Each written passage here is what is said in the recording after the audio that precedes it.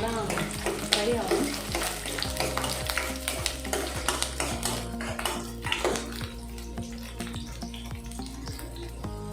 பூண்டு நல்லா ஃப்ரை ஆகிடுச்சு. மிளகாவை போட்டுருவோம். தக்காளி ஆட் பண்ணிட்டேன்.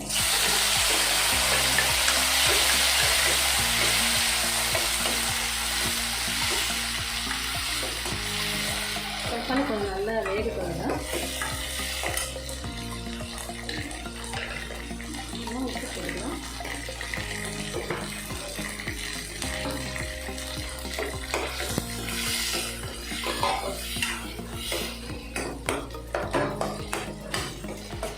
நம்ம அடுப்பு ஆஃப் பண்ணிடுவோம்.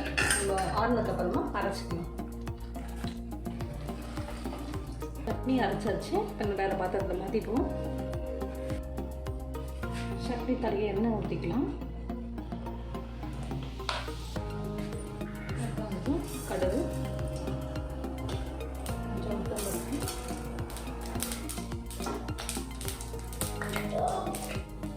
கருவேப்பிலை.